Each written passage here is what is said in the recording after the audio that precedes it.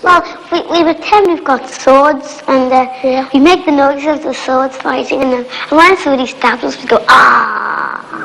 In the winter, if you lived in the country, well, it was just all wet, and there wouldn't be anything for miles around, and you get soaked if you tried to go out, and there's no shelter anywhere except in your own house. But in the town you can go out on wet wintry days because you can always find somewhere to shelter because there's lots of places. When I go home, I come in and Mummy gives me a cup of tea, and then I go out and play, and when it starts to get dark I come in again and put on TV. Well, I'm going to take people to the country and sometimes take them to the seaside, and I'll have a big loud speaker in the motor coach and tell them whereabouts we are and what we're going to do and what the name of the road is and all about that. When I get married, I don't want to have any children because they are always doing naughty things and making the whole house untidy. And then I moved up to a comprehensive school. I found it much bigger, of course, and I found it hard to settle into at first. But now I've been here a few years, I know my way around, and this is a very good idea to have competition. Otherwise you might start to relax, really, and not so try hard enough. And if you're healthy and have good friends, you can get on perfectly well. But everybody would like to be rich. Being in set one, it's very, very hard to keep up with the leaders. I never have a time to relax at all. Tell me about the period in your life when you went to university and what happened. It was a very short period. I was only at university. Well, I was only taking university seriously for a matter of a couple of months, 2 or 3 months. Maybe I went to the wrong university, or maybe university life didn't suit me. Either way, I did make an application to Oxford, but I didn't get in. And well, I think that's in the past now, and I don't know whether I would have been any happier at Oxford. It always had been a dream to get into Oxford. I think because people had encouraged me, and because I knew famous people having been to Oxford, and I'd read memoirs written by famous people, things such as Brideshead Revisited, which was a great favourite. But these, I suppose, are, well, they were dreams of which I had while I was at school, and I have to just get over the fact that I didn't get into Oxford, probably because I didn't approach the thing in the right way. Are you bitter about it? I was very, very bitter at the time. Maybe I still am, but I tried to get over it. I came to London and I contacted an agency for squatters, and they were able to give me the address of somebody who was able to help people who were looking for accommodation in the London area. And by the process of chasing people around, I eventually managed to find this place here. I wouldn't squat in a place which I knew to be owned by somebody else. I wouldn't, certainly, because I know if I had a place of my own and found somebody squatting in it, I'd be disgusted. But this place was empty, and I was simply offered a place to live here and was very grateful for it. And I think in questions of squatting, a bit of humanity is more important than vague rules about who can live where. I've got my own room. I can cook whenever I like.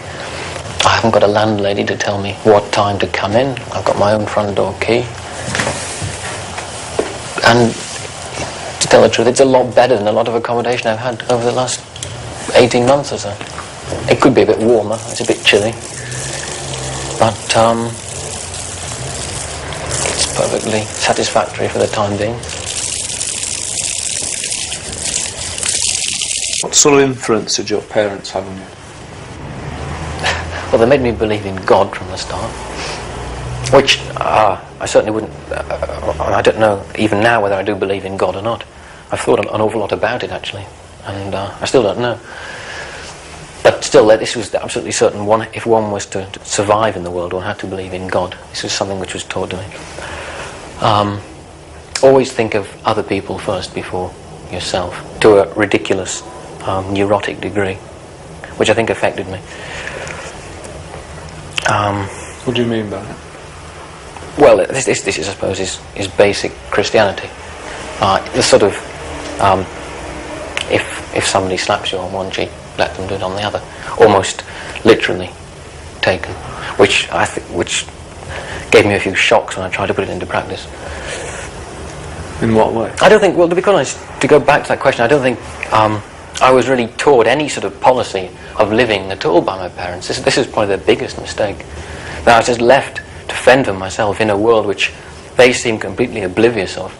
And I found that even when I tried to discuss problems which were facing me in school, my parents didn't seem to be aware of the nature of the problem. Were they ambitious for you? Yeah, but along set lines which they had planned. I think they've often said to me that they had seen me even from when I was very young in a certain type of career, and possibly they'd never even thought that anything else was vaguely possible. They probably imagined I would be maybe a university lecturer or a bank manager or something like this. Some kind of indoor work which involved writing and reading and this sort of thing, because they didn't take account of the other side of my personality. But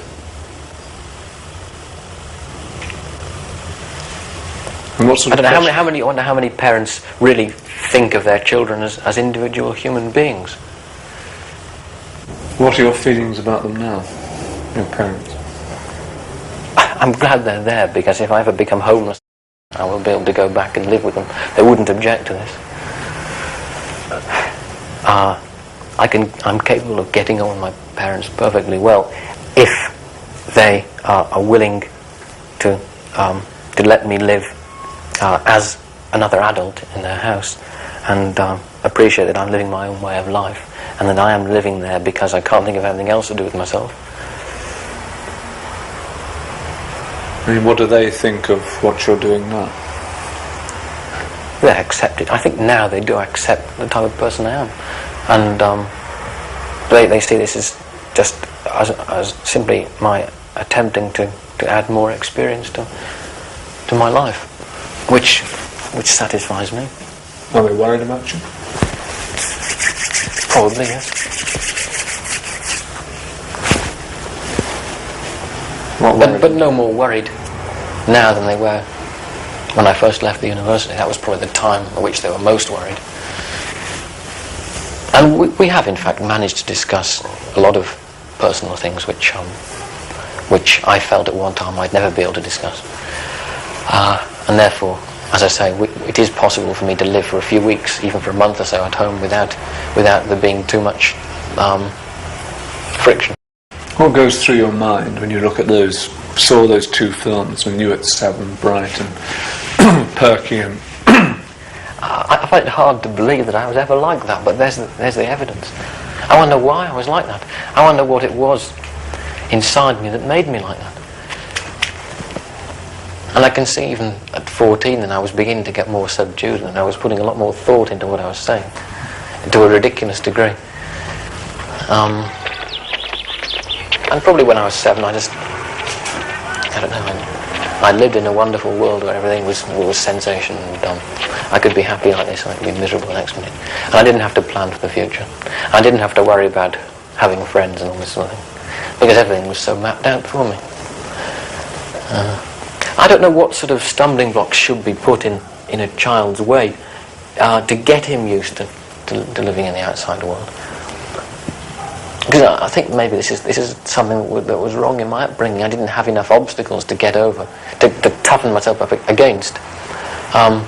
I was unprepared for things as they were, but looking back, even now, I couldn't think of what might have been done, and I certainly wouldn't start writing educational theory about this, because I know how personal a thing it is, and it probably wouldn't work in anybody else's case.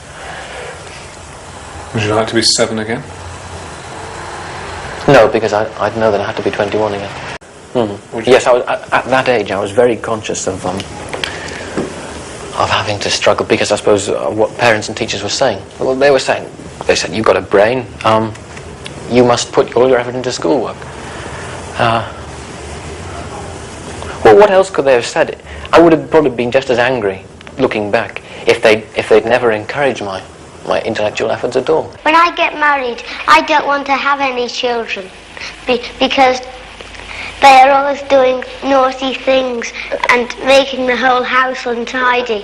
Do you have any great ambition, any dream?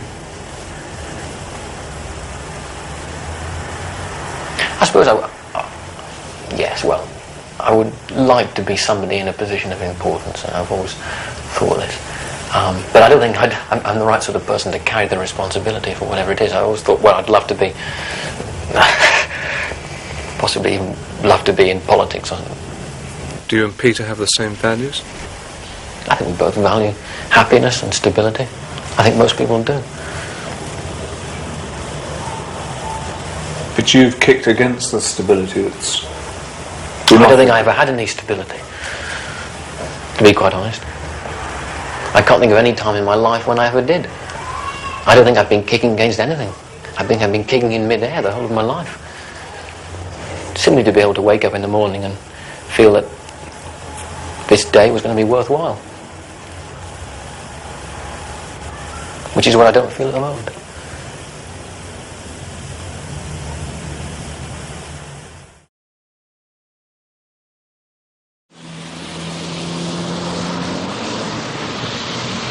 Last 3 years I have in fact been unemployed, but travelling quite a bit, mostly in Britain, been abroad once or twice, but not as extensively as I used to do. Thanks. So put the luggage in here, or do you want it in the back? I live off money from Social Security, which does me for my rent and my food.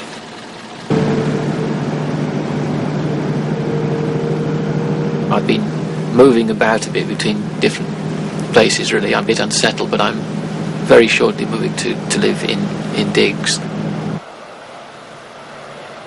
For the last 7 years, Neil has been moving around Britain. He spent the summer on a farm in North Wales, and when we found him, he had just arrived in the Western Highlands of Scotland.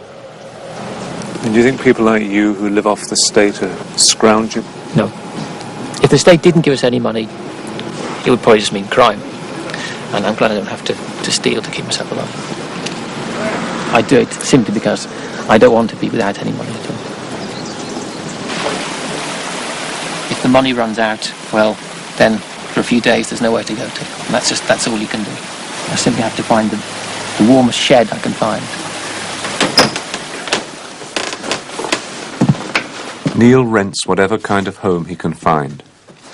The last job I had was cooking in a youth hostel. There was some cleaning work as well. And I was the only person in the hostel who could speak French, so I had to do a bit of that. Do you eat every day? Yes.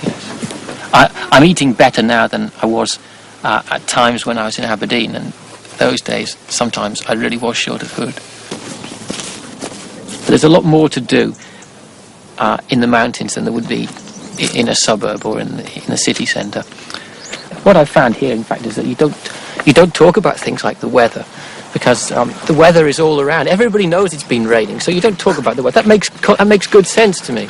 I'm not the sort of person who can go into a pub, sit down with a drink, and listen to the jukebox and talk a lot of rubbish. A lot of people find that very relaxing. But if I'm going to talk to somebody, A, I have to be able to hear myself speaking, and B, I have to be talking about something that actually has a meaning.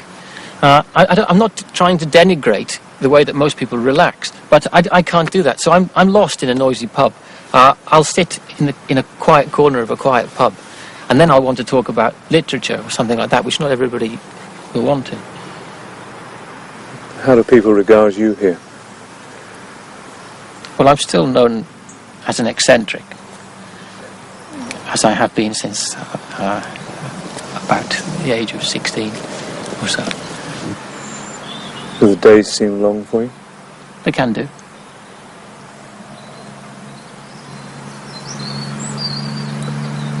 He grew up against a background of people of pretty average intelligence. I don't think I went to a school that was full of bright people. If this had been the case, I don't think I would have been so big-headed. I know I went to university expecting to be something of a genius and found that this wasn't the case at all. Which is a good thing for me. I mean, it's very good that I didn't come to that opinion. I don't think I was so much clever. I just think I was quite enthusiastic, particularly when it came to A-levels. I was enthusiastic about the subjects I was studying, and therefore, with the help of good teaching, I I was able to get good results. What were your results? Well, I did well enough. I'm not going to boast. No, but tell me the fact. Well, how many O levels and how many A levels did you get? But I got 10 O levels and then I got 4 A levels. And did you get good grades within them? Yes, the grades were quite satisfactory. No formal education can prepare anybody for life. Just only life can prepare you for what comes. And sooner or later, you're going to have to cross certain barriers. And I don't think you ever cross those at school or at university. You come across the problem of mixing with other people, but the real problem, the real problem of becoming a success in the world is one you have to tackle yourself. I still set myself high standards if I'm doing something I want to do. But that's important. That's not too bad a thing. But you talked also about not having enough obstacles in your life. How do you feel about that now? It's funny that, isn't it? I can't remember saying that, but now I do remember, and it seems that the whole situation is reversed. In what way? Well, now I'm a free. I've got a free hand, but I've got nothing to do with myself.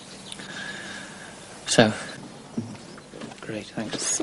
I just needed just a nice woolly pair. Yeah. Great. What other things about modern society turn you off? The cheap satisfaction in so many things, the aimlessness, but I think the total lack of thought is at the bottom of it. Nobody seems to know where they or anybody else is going, and nobody seems to worry.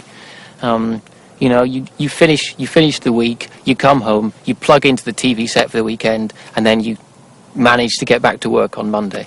And it seems to me that this is just a slow path to total brainwashing. And if you have a brainwashed society, then you're heading towards doom. There's no question about that. It would be pretty tough to convince most people that what you have here, the way you live, the way you look, is better than a suburban life. Well, I don't want to convince anybody. I know it is. See, what I look like isn't necessarily what I feel like. I'm not claiming that I feel as though I'm in some sort of nirvana, but I'm claiming that if I was living in a bedsit in suburbia, I'd be so miserable, I'd feel like cutting my throat. And so there is a slight difference. We made up quite well after the bad times we went through when I was in my early 20s. There are still awkward patches, but I think suddenly, it perhaps almost mutually, it dawned upon us that we were all making mistakes, and also that some of the things we did couldn't be helped. And I think now, perhaps the greatest thing we've achieved is we know when to say nothing, and we know when to do nothing, and we know when to be tolerant of each other, and that's a great thing. That's really tremendous. What I'd like most of all would be to be able to do something for my parents when they're older, to be there when the time is necessary. Were they upset with what you said about them in the last programme? I'm sure they were.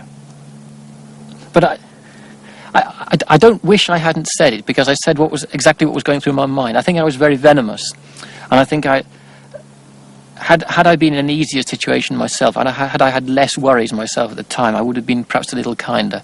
And I had to take out my anger on somebody, and I think it came out of my parents. But perhaps unconsciously, a lot of what I said was what I did feel underneath. But I don't want the scar to remain. I always told myself that I would never have children.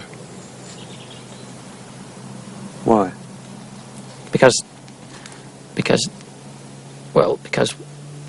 children inherit something from their parents, and even if my wife were the most high-spirited and ordinary and normal of people, the child would still stand a very fair chance of being not totally full of happiness because of what he or she will have inherited from me. I don't think of God as a creature, but I think of something, time, destiny, which is regulating everybody's affairs, and which you cannot fight against and you cannot order about. And how's he been treating you? Well, I said to somebody last week that I preferred the Old Testament to the New Testament, because in the Old Testament, God is very unpredictable. And that's, I think, how I've seen him in my life.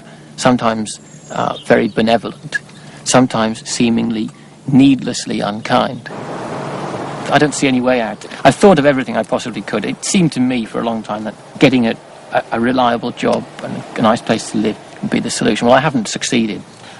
I can't see any immediate future at all. But here I am. I've still got clothes on my back, not particularly nice clothes, but I've still got them. I have a place to go to. I have some prospects of work. I'm still applying for jobs. I haven't given up. I think I'm lucky because I've met so many people. I've worked with people who have no future whatsoever, for whom life is finished completely at 50, and yet they still have to somehow keep going. And I don't want it to seem that I'm complaining too much. I feel, especially sometimes when I'm on my own, that I'm losing touch with the way other people live. Do you worry about your sanity? Other people sometimes worry about it. Like who?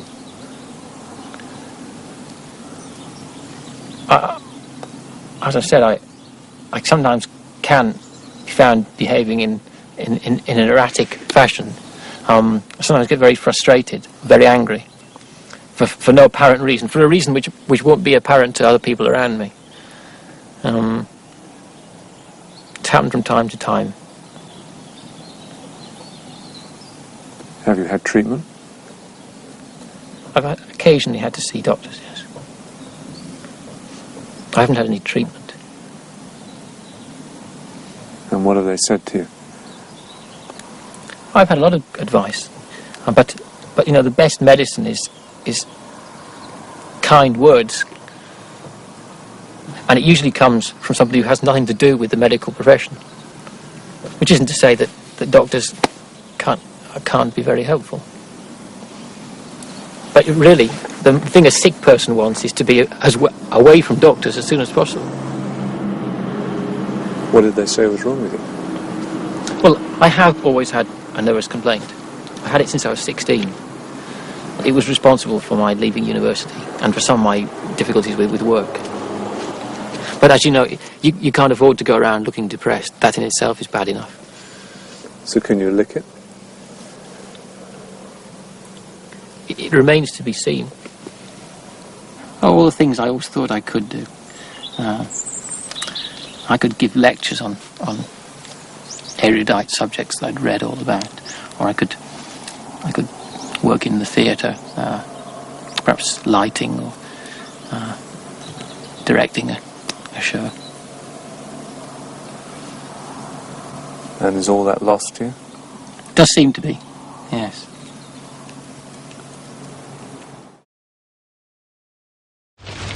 At 35, he's living in a council flat in the Shetland Islands.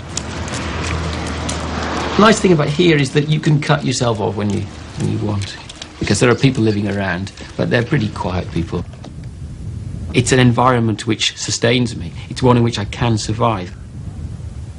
I still feel my real place is in the world of the world where people are doing what the majority of people do.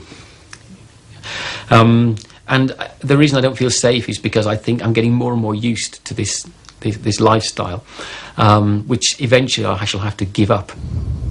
How do you manage for money these days? Social Security, still. I wish it wasn't, but I'm afraid it is.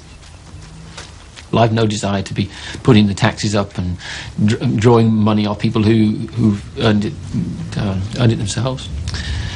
But that's the way it is. Neil settled down in the Shetland Islands a couple of years ago. Hello, Neil. How are you? Is this community important to you? Yes, it has to be. This is where I live. It's been very good to me.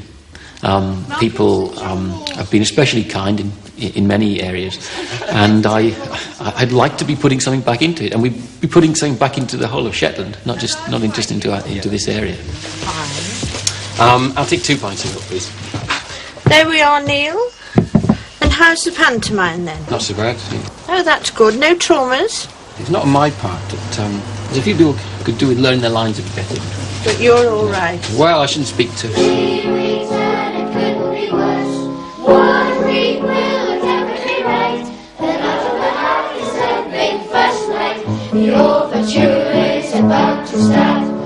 The Village Pantomime, 1990. Beauty and the Beast.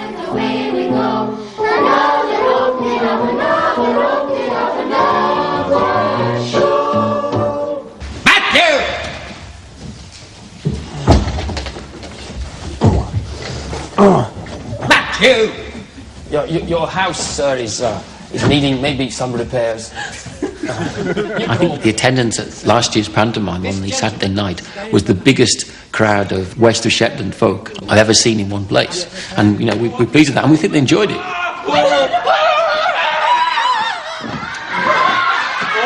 We've had good receptions in other parts of Shetland as well. We did tour one play.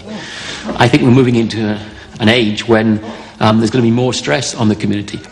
When bigger policies are fairly set, are fairly predictable, and the emphasis is going to fall on local organisation. You directed it last year and you're not this year. Why is that? Well, the specific reason is that we had a preliminary meeting, and my name was not put forward as the one as the one they wanted. So why would that be? Probably because I like to do things in my own way. I'm perhaps quite an authoritative director. I have my own idea of the performance before we even start. And I don't like people to deviate from that. And during the course of the production, of course, people come along with suggestions. No, I accept suggestions. I don't just go along without listening to people. But I know how I want the thing. And once I deviate once from that idea, the whole thing actually falls apart. It's not a work of art anymore. I'm not claiming that I've produced marvellous works of art, but I do know what I'm aiming for. Alas, poor master, still sleeping. Shall I awaken him? I think everybody wants to be somebody, and when you can't actually be anything in your ordinary life, if you feel there's a sphere in which you can excel, then it's great. I mean, I know how much pleasure people who take photographs get when their work is praised, and that's, you know, perhaps it's much the same thing. You're just having a quick look at your plan here, as it stands. What I have done, I've taken lists of all the community halls in Shetland with their capacity. Neil is trying to organise a professional touring theatre company. If a hall only seats 60 people, it may not be worth putting on a show there. So, I mean, what was your response then to the fact that only 4 folk turned up at the... I was disappointed, but I think it proved the point that I've been trying to make, that you can't just expect people to turn up for a group from outside Shetland when they don't know what the thing's about. I've had an instinctive feeling that I was a writer since I was 16 and never really wanted to be anything else. I would actually pay to have something published, because I think that's important. I think if I could find somebody who would recognise something. There must be something in what I've done. I don't think it's all useless. I probably am overvaluing it, but I know how much effort went into some of it, and on that strength alone, I just can't believe it's useless. With each successive play, I don't know who I'm trying to speak to and what I'm trying to say to them, whether they're listening. I just keep going because that's what I feel I should be doing. Well, it weren't too bad last night anyway. It was better than it's been for a while, I think. There's enormous reaction to you in the previous film. What did people see in you, do you think? It seemed that I was represent some kind of successful escapism, or somebody who'd managed to be totally himself, hadn't given in to pressure of society to conform. And people flooded me with letters, and people seemed to think I could solve their personal problems. And I was quite frightened because I knew I couldn't. But what really bothered me was people seemed to see something in me that I hadn't been aware of myself. All I was aware of was that I didn't have anywhere to go. I had nothing to do. I had no money. I felt let down by quite a lot of people. I didn't think my life was a success, but suddenly everybody seemed to think so. But the most nagging thing was that whatever, even if 1 million people had written to me, it wouldn't have made any difference to my own situation. Well, how shall we say? All but, you know. I mean, there's always, every unmarried man, and I suppose every unmarried woman hopes for somebody who will actually come along to change their life. But the practical reality is the chances of my finding somebody who would put up with me in my integrity are few. So, what would you look for in a woman? Well, I might look for various things, but what's probably more important is what somebody would look for in me. I can't offer reliability. I mean, I think most women looking for a husband or a steady man want somebody who is reliable in some way or other. Well, I cannot offer that, because I don't know what I'm going to be like from one day to the other, and it would be foolish me pretending that, you know, that I could offer something like that. I can offer sincerity. I can offer compassion, willingness to do my part, to put my wife's interest as high as my own. No doubt I'm sure these are important, but I cannot say, look, you know, in 10 years' time, I'll still be bringing a wage in, especially if I don't start in that situation. Are you getting better or worse, do you think, your state? I don't think there's any significant change in the sort of... I said I haven't been so depressed since I've been in Shetland. I said my basic personality is not a lot different. Are you having any medical treatment for your mood changes? And No, I haven't for many years, because I wouldn't like to be dependent upon man-made substances for the cure. Do you ever think you're going mad? Oh, I don't think it, I know it.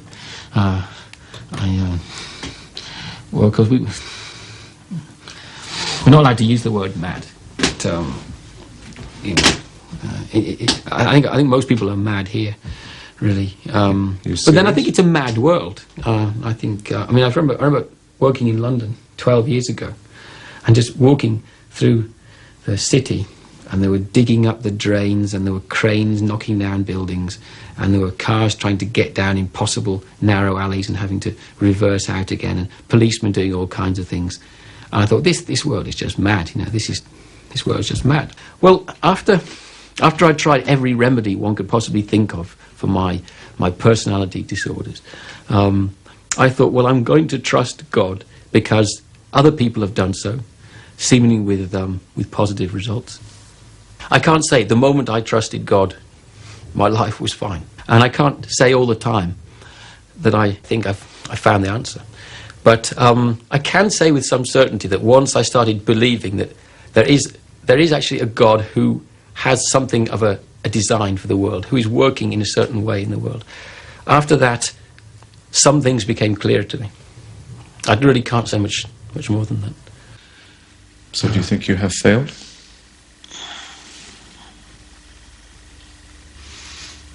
Can't really judge.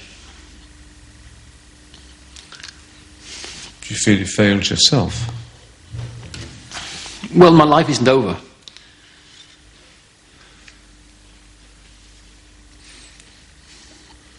Can you think what you'd like to be doing in the year 2000? I can think of all kinds of things I'd like to be doing. The real question is what am I likely to be doing?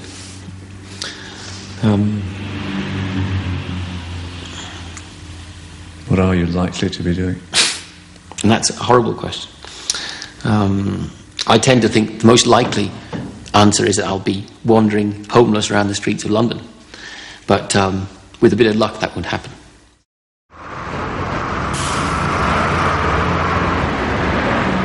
Some of the considerable disadvantages that residents of the Trowbridge Estate area have in comparison with those in other parts of Hackney.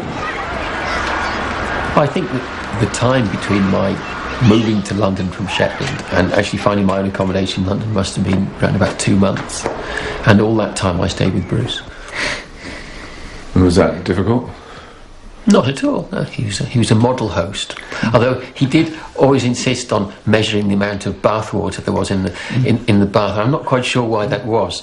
I never actually found out. Yeah, I hope you don't mind me saying this, but you know, like he'd find the fridge a bit noisy, so he'd turn it off. Or if I had to hoover, he'd walk round the block. Or well, I didn't stay in and shout. No, that's true. That was the thing. No, I accept that I wasn't the model lodger in every way. And however, that just only emphasises how patient you actually were. How has Bruce helped you? Well, he's just been a good, loyal friend. I suppose yes, well, I would like to be somebody in a position of importance, and I've always thought this. But I don't think I'm the right sort of person to carry the responsibility for whatever it is. I always thought, well, I'd love to be, possibly even love to be in politics. First of all, they are geographically isolated. They're separated from most of Hackney by... At 42, he's a Liberal Democrat member of Hackney Council. He was elected 2 years ago. While I was in Shetland, I felt very strongly that I should become involved in politics, simply because I felt I was not achieving anything in the ways I really wanted to. And I could see decisions being made politically by people I felt were not competent to make them, and who I felt were not representing the majority of the public. And I felt angry. I thought, in my own small way, I've got to get in there. And I think more people should. I think it's only apathy which leads to bad government at any level. It's like a million miles away from the Shetlands here. How do you cope with that? That is one aspect of it, and certainly adjusting to London after all that period away, even though I'd been back occasionally for visits, was extremely difficult, and it became progressively easier. The first 6 hours were an absolute nightmare, and then the first week was pretty bad, and I suppose it took me a year or so to adjust. The question of long-term sick leave delegation, as you'll be aware, Chair, the Liberal Democrats oppose... Do you have any nerves when you stand up and give speeches or make arguments or defend positions? Yes, of course. And if I didn't, it would be wrong. And the councillor who has no nerves is not doing his job. It becomes slightly easier after the first time. And I'm glad you didn't record my first speech, because most of the chamber walked out. And I determined, like Disraeli, to say something like, well, you're not listening now, but one day you will hear me. But unfortunately, most of the chamber had already walked out, so it was hardly worth saying that. And also, I don't believe that will necessarily be the case. I've trained to be a teacher of English as a foreign language, been on a number of training courses. I've done an Open University degree. That was perhaps the longest of all. It was an Open University BA. I took a number of subjects. This is all background, I suppose, and really, perhaps you'd like to know whether I've done any work, and the answer is no. Another one. There we are. Oh, there'll be plenty in the next few weeks, I think. I know more of that. All Neil's political work is voluntary, like the canvassing he did for the Liberal Democrats at last year's Winchester by-election. He lives entirely on state benefit. I haven't had any paid work apart from a couple of interim government schemes. I worked in a local community theatre for about 6 months. I worked as a gardener, fairly inevitably. Does it worry you living off benefits, living off the state? Yeah, of course. I feel as I'm a drain on people who are working hard to provide the money. It's not that I don't think there should be a benefit service. I think there should be work for all, or for as many as want to do it. And I'm not satisfied with efforts that have been made to provide work for those who want it. Well, I'm not married. I value all experience, and I feel as part of my life hasn't happened. I'm not homosexual, therefore I do hanker after a stable relationship with a woman. I've never been able to achieve that, and I think I'm somehow deficient in my ability to react to certain of the needs of others through not having had that relationship. My health's been a lot better more recently than at other times in my life. Maybe being busy has been part of the cure. And I think my Christian faith has helped me. Can I just say, Neil, Many thanks for the prayers. They were really nice. They were thoughtful. I also believe that as my friends who've been so loyal have got to know me better and better, and there's always room for getting to know people better, that they themselves have been able to show support and sympathy in the most appropriate ways.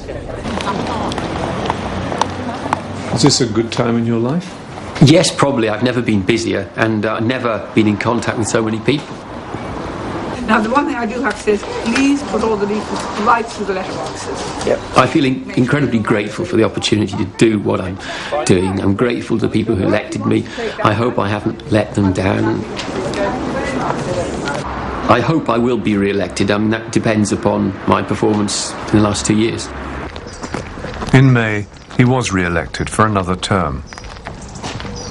I don't think there's a councillor in the country who wouldn't like to see themselves as an MP. And indeed, they say every politician wants to be Prime Minister. But I'm quite happy at the moment doing my council work, trying to serve what I perceive as a very great need in Hackney.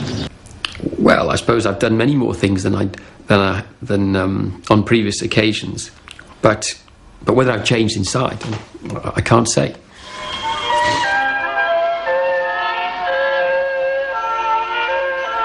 What's the most enjoyable thing in life for you at the moment? I think it's looking to the future.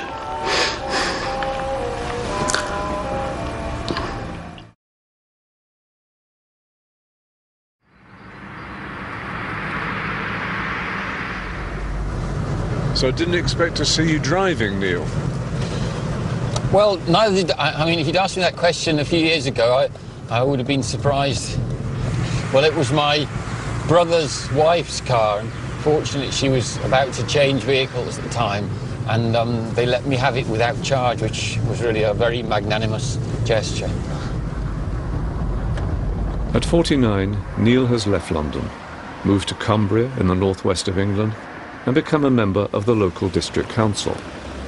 Thank you, Chairman. Fairly simple. It was a committee decision, a majority decision. His own group on the establishment committee agreed with the decision. Councillor Hughes? Well, for Councillor Nine's information, Councillor Cook has reconsidered his the opinion he ventured at that meeting. I'm a Liberal Democrat. I'm standing for the County Council for this seat, which is 400 square miles in size. So it's a huge constituency, and this is only one of the 84 seats. And who has the seat at the moment? It's a Conservative councillor at the moment. Big majority? Significant. There's a lot of work for me to do. If not this time, maybe next time. What are the chances this time? I'm doing my best. Funnily enough, when I first came up here, I was considering giving it up altogether. But after only about 2 days, after that I just got involved again, so maybe it's impossible to give up politics. Well, I've a great deal of respect for the Liberal Democrats, but I think that I won't vote for them this time because I'll vote for Mr Maclean, and in particular he's keen on to preserve our way of life in the country, with hunting in particular. Well, it's going to very disadvantage us because we've changed our farming policy since foot and mouth. We went out to dairy cows. Well, certainly more people vote. Perhaps they see the impact on their lives more starkly than people do in the city. I found in London, many parts of London, there was a huge apathy because it seemed like they used to say, it doesn't matter who you vote for, the government always gets in.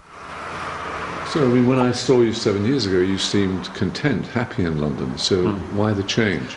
I neither felt that I was satisfying the community around me, nor did I feel I was satisfying myself. And that was obviously not an ideal situation. At 42, when Neil first arrived in London from the Shetland Islands, he lodged with Bruce. I've had little contact with Bruce. We've exchanged 1 or 2 letters, but maybe ours was a friendship which flourished, and it was a genuine friendship in the circumstances in which we found ourselves in London. I think that's what happens in life, that people you're close to, and then circumstances drift you apart, and you find other people, and you wonder now and again what's happening to them, and hope they're all right. But that's what happens in life. How's your health? It's probably very good at the moment, and living in this rural setting is obviously healthier than living in the middle of a city. There is less stress. I ended up with a former council flat, which is nothing luxurious, but I was lucky to get it, and as soon as I could see the view out of my window, across a stream and trees and the hills in the background, I knew I was in the right place. I know that many people say they feel closer to God in the countryside. I wouldn't want to be simplistic about it, but because one is much closer to natural life, one's therefore much closer to the springs of life. My Jesus, my Saviour, Lord, there is none like you. Tower of refuge and strength. Remembering Jim and Anne, and Bruce and Julia, and Doreen as well, and also John. I was first a lay reader in London. And we pray that After completing a little more training, I was re-licensed by the Bishop of Carlisle. nature is lovely, nature is made by God, but it's lovely. It gives me the peace of mind to accept when things don't go the way they want to. Politics can be a very bruising game. I will maintain my faith. I will continue to trust in God. Yes. I'm absolutely sure that my faith has helped me through these difficult times. Would you ever see having a career in the church? While I have a dedication to the church, I haven't experienced what I call a calling into the priesthood or anything of that kind. So the answer is no at the moment. When I grow up, I want to be an astronaut. But if I can't be an astronaut, I think I'll be a coach driver. If the state didn't give us any money, it would probably just mean crime. And I'm glad I don't have to steal to keep myself alive.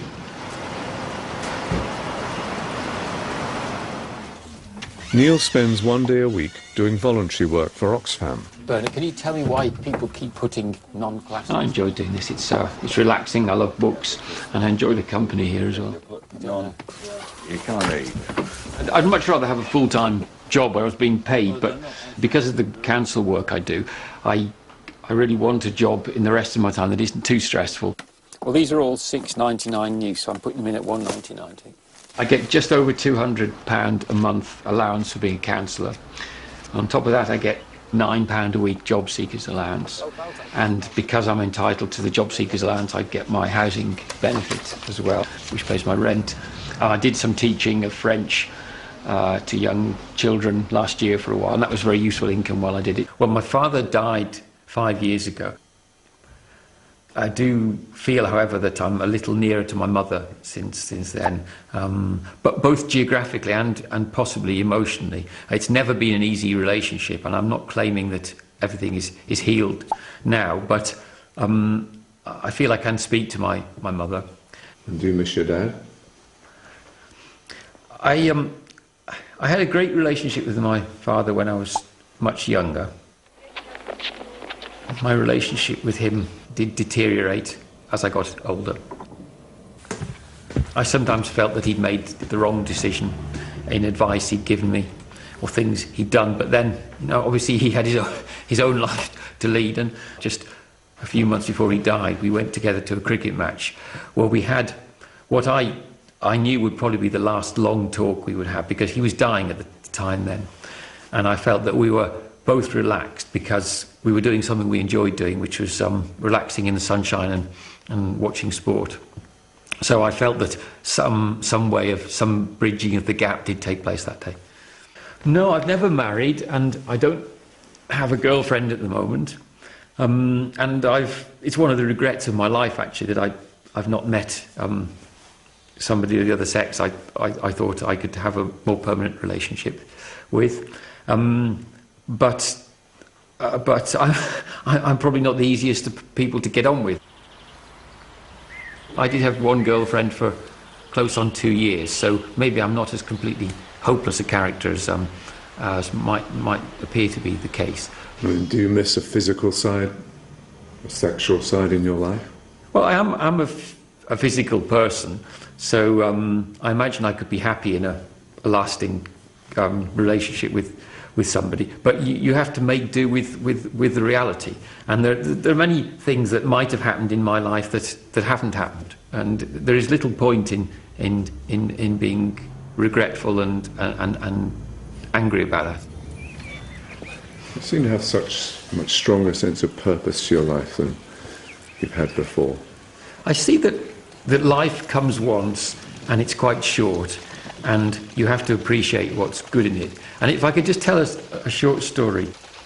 I was just sunbathing, and a butterfly landed quite close to me with beautiful wings, deep red colours and white sort of circles on them.